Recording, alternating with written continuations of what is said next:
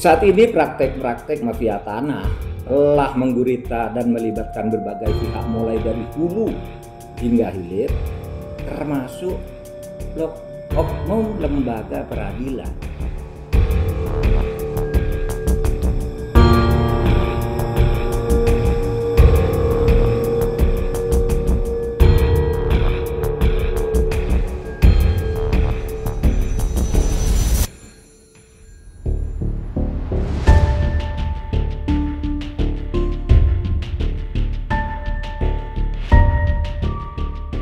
Saat ini mafia tanah kembali menjadi bahasan di masyarakat dan media massa.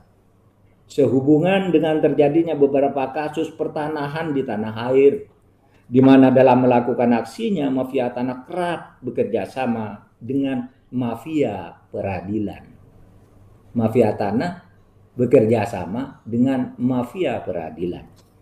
Kenyataan ini tentu sangat logis mengacu pada definisi mafia tanah sebagai kolaborasi oknum pejabat yang memiliki kewenangan dan pihak lain dengan iktikat jahat yang merugikan negara dan masyarakat dengan tujuan untuk memiliki maupun menguasai tanah secara melawan hukum dan umumnya dilakukan dengan cara-cara yang koruptif.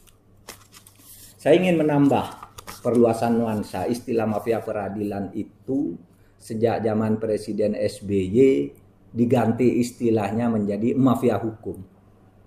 Karena bukan hanya pengadilan yang merusak pertahanan itu, di aparat penegak hukum yang belum ke pengadilan pun itu bermasalah. Di kejaksaan, di kepolisian, di pemerintahan, di kantor BPN dan sebagainya. Lurah, camat, dan seterusnya. Sehingga di sebuah provinsi itu ada sebuah tanah milik negara, ribuan hektar, sudah terbagi kepada orang-orang swasta secara perorangan. Sesudah dicek mereka punya sertifikat masing-masing, padahal sertifikat aslinya itu milik negara. Tapi negara belum pernah mengalihkan ke perorangan, itu kok sudah terjadi pengambilan secara sepihak. Sesudah dicek semua, RT-nya udah memberi keterangan, camatnya sudah, bupatinya sudah, BPN-nya sudah, sehingga masalahnya menjadi rumit. Ini mafia hukum, bukan belum masuk ke peradilan itu. Sehingga ada mafia hukum, nah nanti sambungannya di mafia hukum itu lalu ke pengadilan. Sehingga mafia peradilan itu sebenarnya bagian dari mafia hukum pertanahan. Ini juga yang menjadi masalah.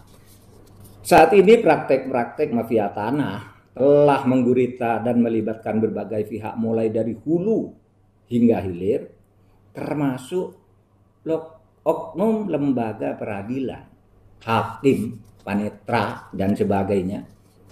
Sudah banyak. Kadangkala hakim itu udah punya tangan-tangan sendiri, menempatkan diri sebagai tangannya hakim.